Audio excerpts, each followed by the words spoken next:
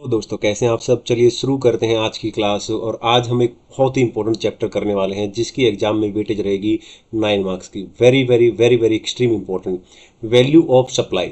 GST के अंदर जब हम बात करते हैं कि वैल्यू कैसे निकालते हैं, यानी कि किस वैल्यू पर जीएसटी लगेगा, हम यहाँ पर निकालेंगे कि कौन सी ऐसी वैल्यू है जिस पर जीएसटी लगेगा। तो हमें वैल्यू निकालनी कैसी है वो हम इस चैप्टर के अंदर सीखेंगे। बहुत आसान चैप्टर है, विद प्रैक्टिकल क्वेश्चन कराने वाला हूं, बहुत ध्यान से आप देखेंगे। पहली बात, इस चैप्टर के अंदर दो चीजें दे रखी हैं। वो दो चीजों में से एक चीज तो ये है कि वैल्यू हम निकाल सकते हैं एज पर सेक्शन 15(1) प्लस में उसमें ऐड कर दो 15(2) माइनस कर दो 15(3). 15(1) क्या बताता है, ठीक है ना, वैल्यू कौन सी लेंगे, ट्रांजेक्शन वैल्यू, ठीक है, ओके। और 15(2) बताता है कि कुछ खर्चे हैं जो इसमें ऐड कर देंगे, ठीक है। और 15(3) क्या बताता है कि डिस्काउंट माइनस कर देंगे। ये बस इतनी सी बात बोल रहा हूं और कुछ भी नहीं है, ठीक है। हालांकि इसको अभी डिटेल में पढ़ के और उसके साथ उसका प्रैक्टिकल क्वेश्चन कर लेंगे। दूसरा पार्ट जो बचता है वो है रूल्स का। यहाँ पर टोटल 10 रूल दे रखे हैं, 27 से लेके 27 स्टार्ट होता है और 27 से लेके 33 रूल तक ले रखे हैं, ठीक है। वो सारे भी हम डिस्कस करेंगे विद प्रैक्टिकल क्वेश्चन। तो ये दो पार्ट है, एक पार्ट में ये चीज है और दूसरे पार्ट में यहाँ पे सारे के सारे रूल हैं 10 जो कि हमें करने हैं, ठीक है। तो चलिए स्टार्ट करते हैं। सबसे पहले ये फर्स्ट पार्ट हम कर लेते हैं, यानी कि सेक्शन 51 प्लस 15(2), ठीक है, और उसके बाद माइनस करेंगे सेक्शन 15 सब सेक्शन 3। तो ये क्या है, 15(1) के अंदर क्या लेना है। 15(1) क्या आता है कि वैल्यू का मतलब होता है ट्रांजेक्शन वैल्यू। वैल्यू का मतलब होता है transaction value which is price actually paid और payable for said supply of goods और सर्विस और बोथ। ये कहता है कि जो प्राइस आपने एक्चुअल में पे किया है, ठीक है ना, उस सप्लाई के लिए गुड्स या सर्विस कुछ भी हो सकता है, ठीक है, ओके। जहां पर सप्लाई और रिसिपिएंट क्या नहीं है, रिलेटेड नहीं है, और प्राइस क्या है, सोल कंसिडरेशन होना चाहिए। एक तरीके से ये मीनिंग है, ठीक है। तो ये बात होगी। अब इसके अंदर हमें क्या करना है, ठीक है ना, यहां पर अब इसके अंदर ये सारी चीजें ऐड करनी है। ये आपको ध्यान रखना है, ठीक है, ठीक है। This point is important for exam, और कुछ भी नहीं ध्यान रखना है इसके अंदर, ठीक है। तो सीधी सी बात है, यहाँ पर वैल्यू ऑफ सप्लाई इंक्लूड, जब हम वैल्यू निकालेंगे ट्रांजेक्शन वैल्यू जो दे रखी होगी उसके अंदर क्या क्या खर्चे ऐड करने हैं, सारे के सारे टैक्स ऐड कर देंगे। लेकिन जीएसटी वाले टैक्स, सीजीएसटी, यूटी जीएसटी वगैरह ये सब ऐड करेंगे नहीं, इनको छोड़ देना। बाकी के टैक्स जैसे ड्यूटी, सेस या कुछ और चीज दे रखी है वो हम यहाँ पर कंसिडर करेंगे, ऐड करेंगे। इंसिडेंटल एक्सपेंसेस लिख रखा है तो ऐड कर देंगे। इंसिडेंटल एक्सपेंसेस के अंदर कमीशन होगा, पैकेजिंग होगा, ये हम ऐड कर देंगे। या फ्राइट है तो फ्राइट भी हम ऐड कर देंगे। इसके अलावा डिजाइन एंड इंजीनियरिंग चार्जेस है तो वो भी हम ऐड कर देंगे। सब्सिडी को भी यहाँ पर ऐड करेंगे, लेकिन सब्सिडी किसने दी है ये जरूर ध्यान रखना है। अगर सब्सिडी सेंट्रल गवर्नमेंट या स्टेट गवर्नमेंट के द्वारा दी गई है तो उसको हम ऐड नहीं करेंगे। सब्सिडी इनके अलावा किसी और ने दी है तो ऐड कर देंगे।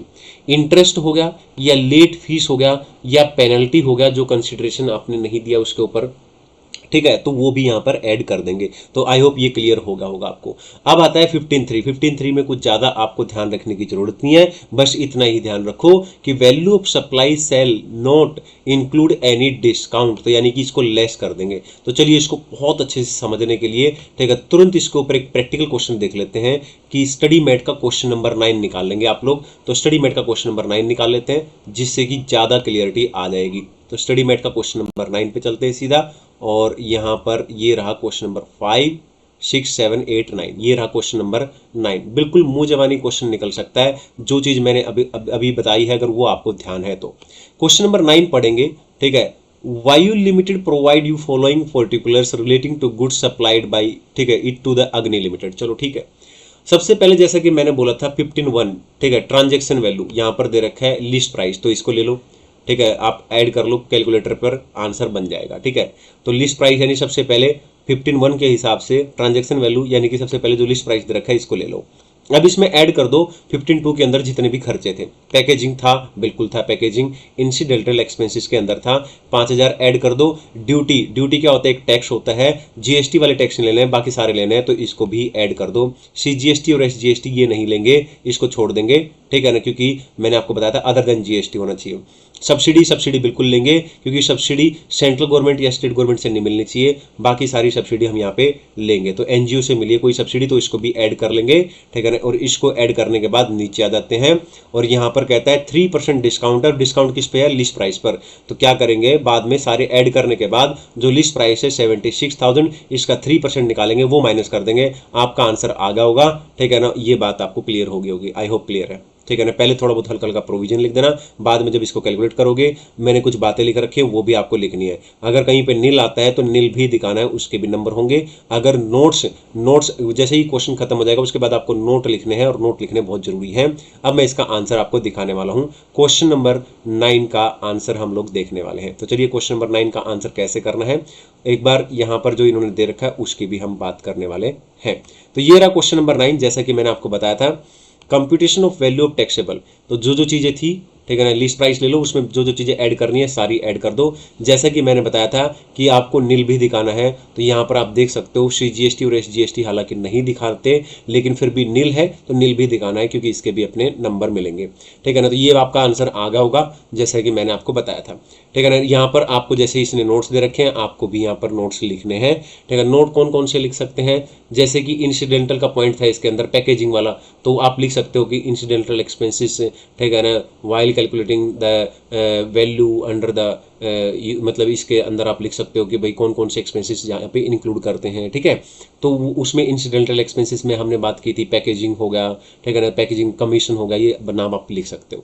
ठीक है, आप टैक्स के बारे में लिख सकते हो। ठीक है, कि जब हम वैल्यू कैलकुलेट करते हैं, ठीक है, GST के अंदर, तो उसमें सारे टैक्सेस इंक्लूड करते हैं अदर देन GST, ये बात आप लिख देना। सब्सिडी वाली बात आप इसके अंदर लिख सकते हो कि subsidy received from central government and state government, ठीक है ना, not included while calculating the value, ठीक है ना, बट इट विल इंक्लूडेड, ठीक है ना, if received from other than, ठीक है ना, central government and state government, मतलब सेंट्रल गवर्नमेंट स्टेट गवर्नमेंट को छोड़कर कहीं और से सब्सिडी मिली है तो उसको ऐड कर देंगे, उनको छोड़ देंगे। डिस्काउंट वाला पॉइंट लिख सकते हो। ठीक है ना, तो ये सारी बातें होगी यहाँ पे। अब हम चलते हैं वापिस अपना, हमने आधा चैप्टर समझ लो कि कर लिया है, ये हो गया है, और इसके साथ हमने प्रैक्टिकल क्वेश्चन भी कर लिया। जैसे कि मैंने बताया था कि दूसरा पार्ट है यहाँ पर, ठीक है ना, इसका रूल, और रूल टोटल यहाँ पे 10 रूल हैं जो आपको याद रखने हैं। ऐसा चैप्टर है ये, बाकी चैप्टर्स में हमें सेक्शन और रूल नहीं भी याद हों, सर्कुलर नोटिफिकेशन नंबर नहीं याद है, कोई दिक्कत नहीं है, लेकिन ये अकेला ऐसा चैप्टर है जहाँ पर सारे के सारे रूल नंबर आपको याद होने चाहिए। तो रूल स्टार्ट होते हैं यहाँ पे 27 से और 33 पे खत्म होते हैं, जैसा कि मैंने बताया था। तो 27, 28, 29, 30, 31 के अंदर 31A, B और C भी है, 32 और 32 के बाद आता है 33। सारे रूल हम डिस्कस करने वाले हैं, और उसके साथ साथ उनके प्रैक्टिकल क्वेश्चन भी देखेंगे।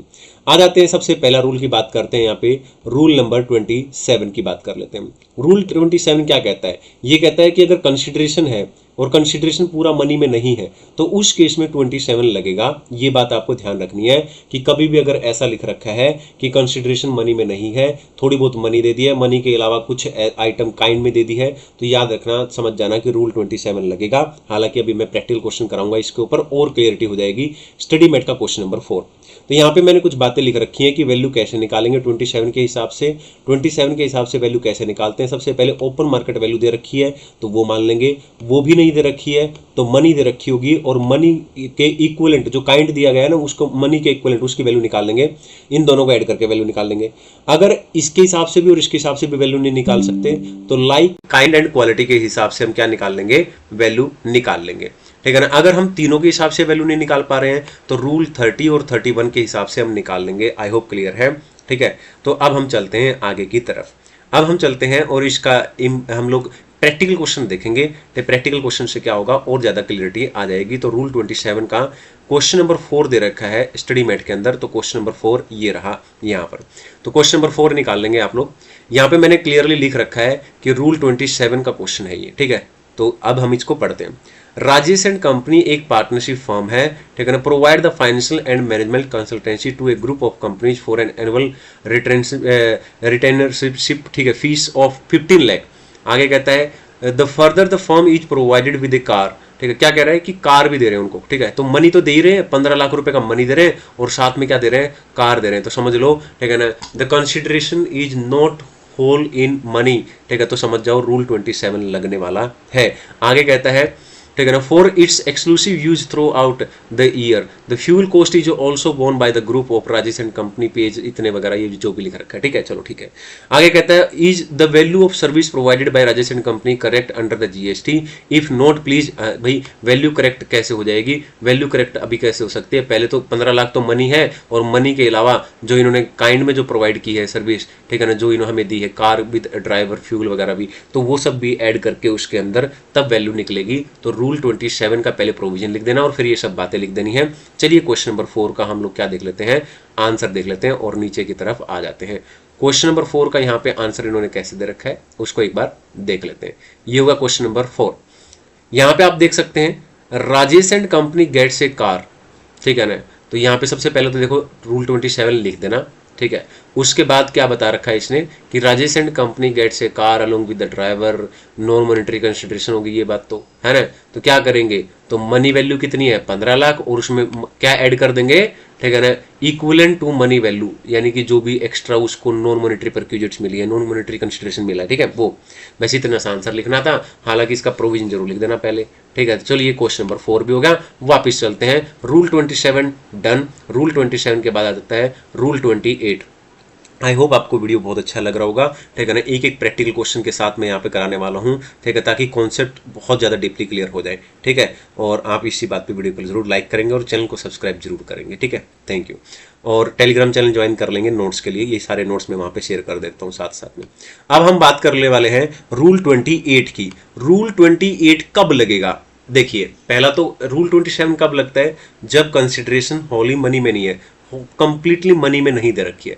अब रूल 28 कब लगेगा, अगर डिस्टिंक्ट पर्सन दे रखा है, रिलेटेड पर्सन या डिस्टिंक्ट पर्सन का केस है, या सोल सेलिंग एजेंट लिख रखा है, तो समझ जाना रूल 28 लगेगा। बात इतनी सी है और कुछ भी यहाँ पे नहीं है। अब हमने जो पढ़ा था ऊपर पढ़ा था ओपन मार्केट वैल्यू, उसके बाद हमने पढ़ा था मनी प्लस में जो है equivalent to money, equivalent to money, money और इक्विवेलेंट टू मनी वाला पॉइंट यहाँ पे छोड़ दो, ओपन मार्केट वाला ले लो और लाइक काइंड एंड क्वालिटी वाला ले लो, और वही रूल 30 और 31, यानी कि ओपन मार्केट वैल्यू दे रखी है तो वो ले लेंगे, वरना काइंड एंड क्वालिटी, ठीक है ना, वो वाला कॉन्सेप्ट ले लेंगे। ये क्या है मैं अभी समझाऊंगा, ठीक है। रूल 30 और 31 जो है, रूल 30 क्या कहता है 110% ऑफ कॉस्ट, और रूल 31 क्या कहता है बेस्ट जजमेंट असेसमेंट की बात करता है। ये हम बाद में भी डिस्कस करेंगे। अब इसमें एक छोटा सा पॉइंट है जो हमें पता होना चाहिए, ये भी आप एक बार देख लो। ये एग्जांपल में क्या कहता है, मान लो कोई प्रिंसिपल है, वो अपने एजेंट को सामान देता है और कहता है चलो भाई आगे इसको बेच दो, ठीक है। मान लो उसने 10,000 का सामान दिया, और कोई दूसरा सप्लायर है वो भी एजेंट को सामान देता है, वो 90-100 का देता है। तो ऐसे केस में वैल्यू कैसे निकालेंगे, लाइक काइंड एंड क्वालिटी के हिसाब से, ठीक है, 90% के हिसाब से कैसे वैल्यू निकालेंगे। ये जो पॉइंट है ये दोनों के अंदर रूल 28 और 29 के अंदर सेम पॉइंट है, ठीक है ना। तो ये आपको अच्छे से करना है, ठीक है ना। तो ये क्वेश्चन आ सकता है एग्जाम के अंदर एमसीक्यू के रूप में या फिर वैसे भी, ठीक है। तो सबसे पहले क्या करना है, जो एजेंट है वो प्रिंसिपल का जो सामान बेच रहा है आगे उसका ले लो 90%, तो 10,000 का 90% 9,000, और ये कितना है 90-100, दोनों में से जो कम होगा 9,000 90-100 विच एवरेज लोअर ले लो 9,000, ये आगे आपकी वैल्यू, बात खत्म। वैसे इतना सा पॉइंट था। ये पॉइंट इस पे दे रखा है लाइक काइंड एंड क्वालिटी के ऊपर 90% वाला, तो 28-29 में दोनों में सेम है। अब यहाँ पे आगे आ जाते हैं, क्या इसके ऊपर कोई प्रैक्टिकल क्वेश्चन दे रखा है स्टडी मेट में, यस दे रखा है। स्टडी मेट का क्वेश्चन नंबर 7 दे रखा है इसके ऊपर, तो चलिए हम लोग स्टडी मेट का क्वेश्चन नंबर 7 कर लेते हैं, ताकि कॉन्फिडेंस साथ में आसमान पे पहुंच जाए, ठीक है। हाँ, ओवर कॉन्फिडेंस नहीं पहुंचना चाहिए, साथ में आसमान पे कॉन्फिडेंस पहुंचना चाहिए। यहाँ आ जाते हैं और ये देख सकते हैं आप क्वेश्चन नंबर 7। क्वेश्चन नंबर 7 में मैंने लिख भी रखा है रूल 28 और डिस्टिंक्ट पर्सन की वजह से ये लगेगा। तो चलिए इसको पढ़ते हैं और पढ़ने के बाद देखते हैं कि रूल 28 क्यों लगा यहाँ पे। ए फार्मास्यूटिकल कंपनी, ठीक है, a pharmaceutical company supplies a drug intermediate, ठीक है, to its own unit another state for conversion into, मतलब एक कंपनी अपनी ही किसी यूनिट को जो कि दूसरे स्टेट में है, तो समझ लो डिस्टिंक्ट पर्सन होगी। ये तो आपको पता ही होगा, बहुत बार हमने पढ़ रखा है। आगे कहता है the drug intermediate is exclusive to, ये सब भाषण दे रखा है, बाकी चीजें आप समझ गए हो। डिस्टिंक्ट पर्सन से रूल 28 लगेगा। अब यहाँ पे सिर्फ ये पूछ रहा है how will the value of supply of this drug intermediate can be determined, तो सीधा सा है रूल 28 लिख दो और फिर उसमें आप लिख दो कि ओपन मार्केट वैल्यू दे रखी है तो वो ले लेंगे, ये नहीं दे रखा तो उसके हिसाब से निकाल देंगे, इसके हिसाब से।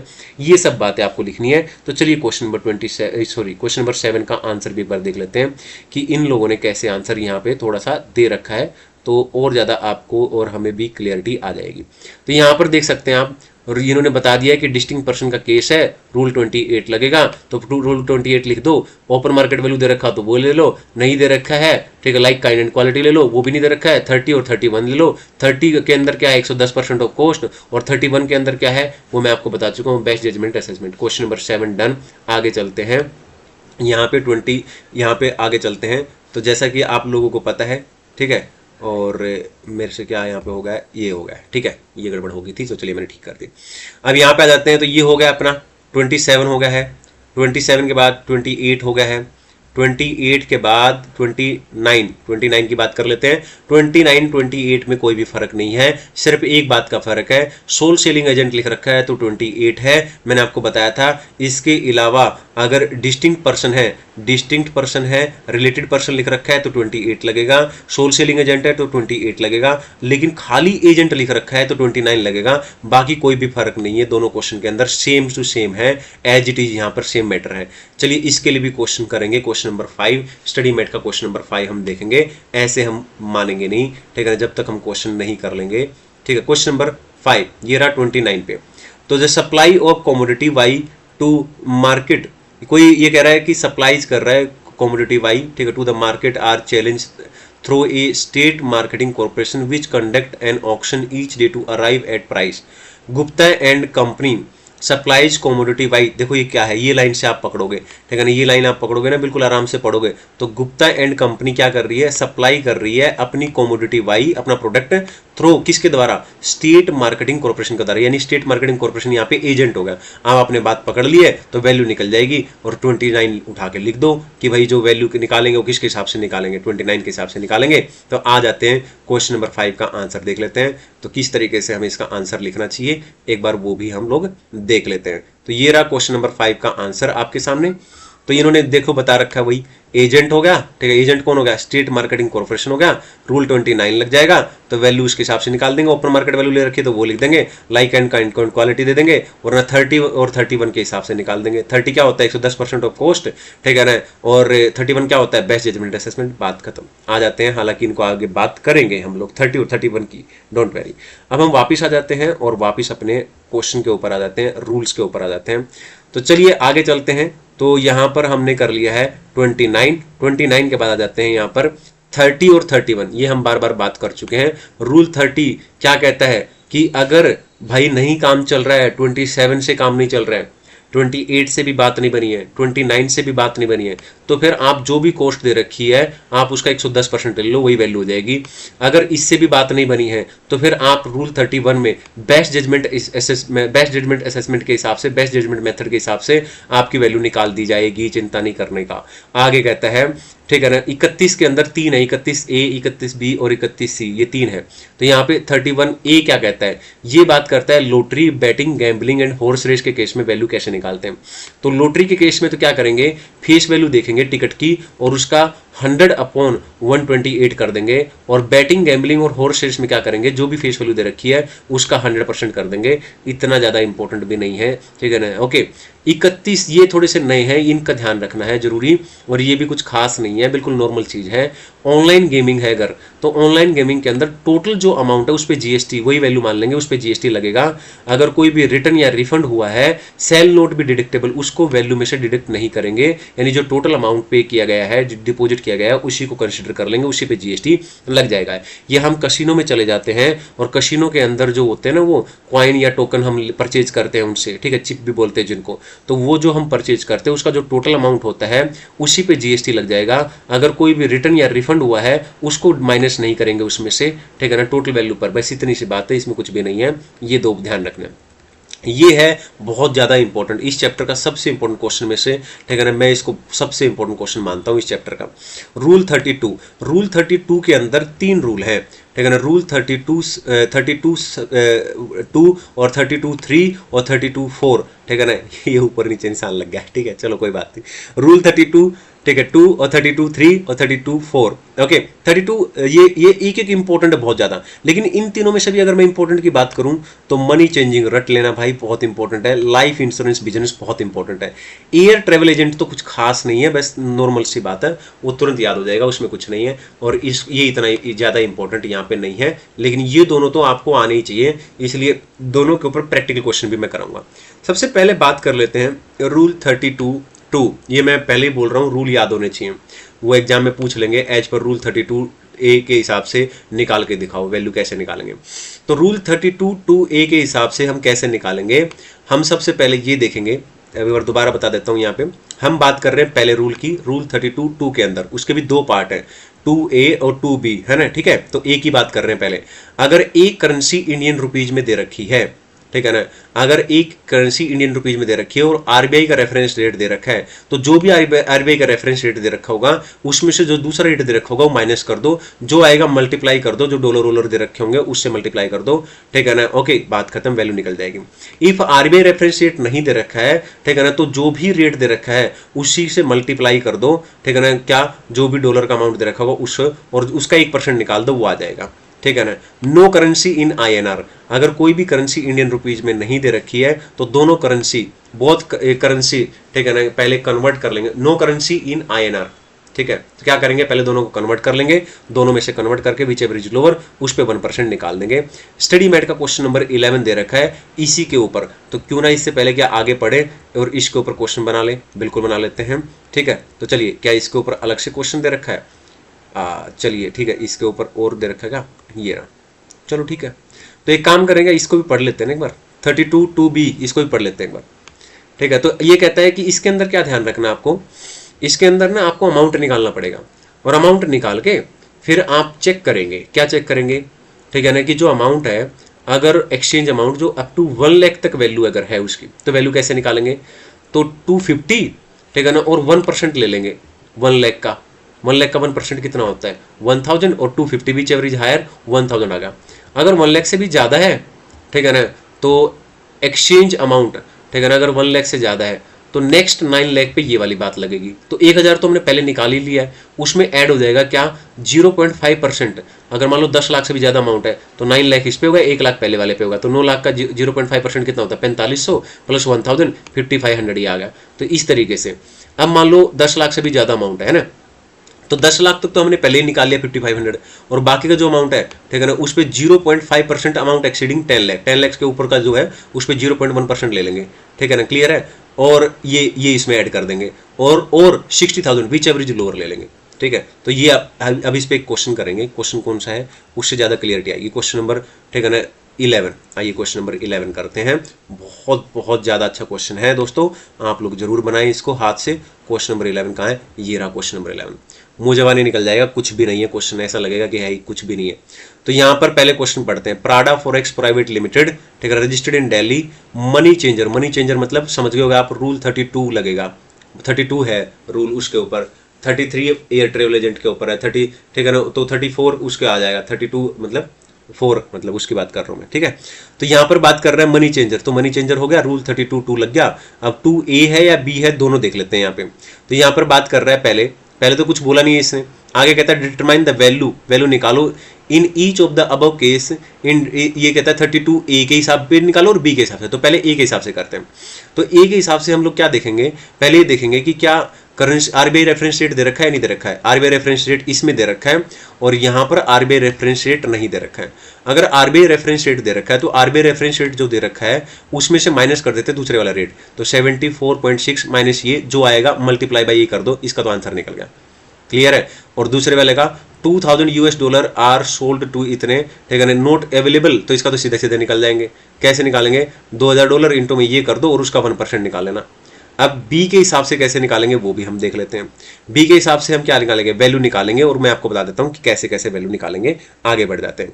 क्वेश्चन नंबर 11 का एक बार आंसर दिखा देता हूं ताकि और ज्यादा क्लियरिटी आ जाए। क्वेश्चन नंबर 11 ये हो गया 10 और ये हो गया आपका क्वेश्चन नंबर 11। तो ये रहा क्वेश्चन नंबर 11 32, ठीक है, 2 और 2 के हिसाब से पहले ए की बात कर लेते हैं। तो जैसा कि मैंने आपको बताया था, आरबीआई रेफरेंस रेट में से दूसरा वाला रेट माइनस कर दो, मल्टीप्लाई कर दो जो भी दे रखा है, ठीक है। तो $1000 दे रखा था मल्टीप्लाई बाई, है ना, ठीक है, यूनिट्स में, और वो माइनस कर दिया और बाकी का ये आंसर आ गया। तो इसमें तो कुछ था ही नहीं। दूसरे वाले में आ जाते हैं। दूसरे वाले में मैंने आपको बताया आरबीआई रेफरेंस रेट दे नहीं रखा है, तो हम 1% निकालेंगे। किसका 1% निकालेंगे? जो भी रेट दे रखा है उसको 2000 जो यूनिट दे रखी है जो, ठीक है ना, उससे मल्टीप्लाई करके वैल्यू निकालेंगे, उसका 1% निकाल देंगे। तो ये भी हो गया। अब यहाँ पे आ जाते हैं बी में। बी में क्या करेंगे? बी का रे का पहले प्रोविजन लिख देना, तो ये तो प्रोविजन लिख रखा है इसने। आगे चलते हैं, इसमें भी 2 केस बन जाएंगे, है ना। 2 केस कौन कौन से बन जाएंगे? पहले वाले में क्या करेंगे, ठीक है ना, पहले वाले में समझो कि कैसे निकाल रहे हैं। देखो समझने की कोशिश करना आप लोग थोड़ा सा, यहीं से मैं आपको बता देता हूँ, ठीक है ना। एक तो दे रखा है आरबीआई रेफरेंस रेट, जो कि इतना, आरबीआई रेफरेंस रेट इग्नोर कर दो आप यहाँ पे भी, तो बच गया का कौन सी वैल्यू? ये 74। तो 1000 इंटू 74, ठीक है ना। तो आरबीआई के रेफरेंस रेट इग्नोर कर दो, तो 1000 इंटू 74, तो 74,000 आ गया। तो अब वो जो 3 चीज बताई थी आपको, मैंने बताई थी ना, 1 लाख तक, और इस पे कैसे निकालेंगे। तो देखो 74 तो 1 लाख तक हो गया ना, तो 250 और 1% 74 का 740, विचार विचार 740, आंसर आ गया 740। ये लो, खत्म। दूसरे में निकालेंगे, कैसे निकालेंगे? 2000 इंटू, इसमें तो आरबीआई रेफरेंस रेट वैसे भी नहीं था, तो इससे सीधा मल्टीप्लाई कर दो, 1,49,000। तो 1,49,000 में क्या करेंगे? पहले 1 लाख का तो इसके हिसाब से निकाल देंगे। तो 1 लाख का इसके हिसाब से कैसे निकलेगा? 1 लाख का 1% 1000 और 250 विच एवरेज हायर, 1 लाख निकल गया।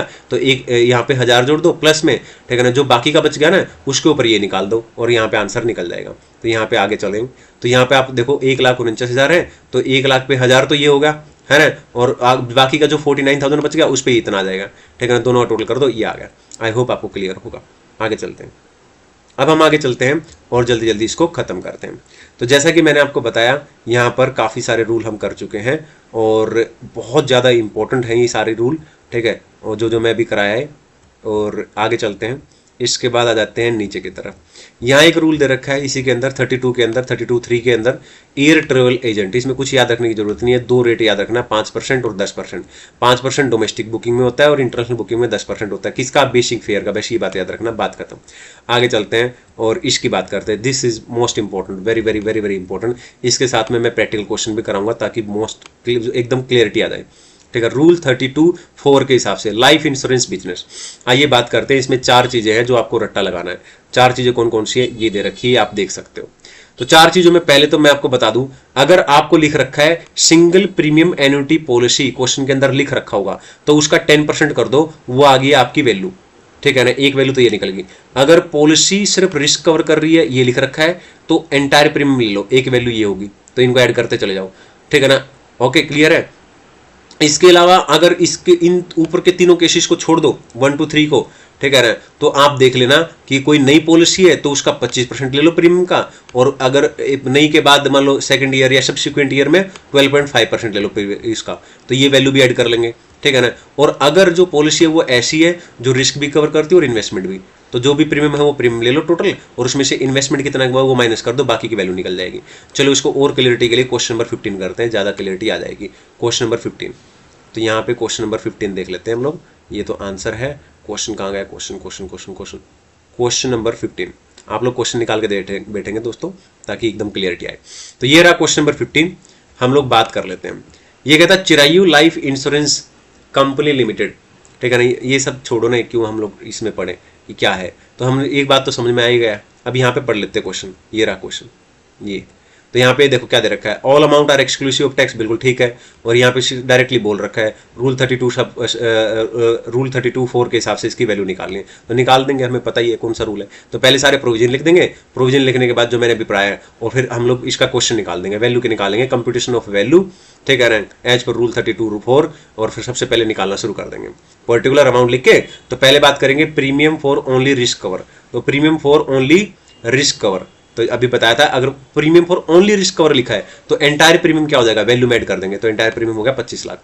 आगे प्रीमियम फॉर न्यू, ये हो गया पहला साल, न्यू मतलब नई पॉलिसी है, पहला साल, यानी 25% लेते हैं, तो 40 लाख का 25% ले लो, ठीक है ना, 10,000 ये होगा, ठीक है। रिन्यूअल प्रीमियम, रिन्यूअल का मतलब हो गया कि पहले नई जो पॉलिसी थी ना वो रिन्यू कराई है, तो ये सब्सिक्वेंट ईयर हो गया, इसमें 12.5% लेते हैं, तो 80,000 का 12.5% 10 लाख। आगे चलते हैं, सिंगल प्रीमियम एन्युटी पॉलिसी, मैंने आपको बताया था इसका 10% लेते हैं, तो इसका 10% ले लो, ये होगा, ये वैल्यू निकल गई, आंसर खत्म, बात खत्म, बस, ठीक है ना। आ जाते हैं क्वेश्चन नंबर 15 का, तो आंसर भी चेक करने की जरूरत नहीं है, ठीक है।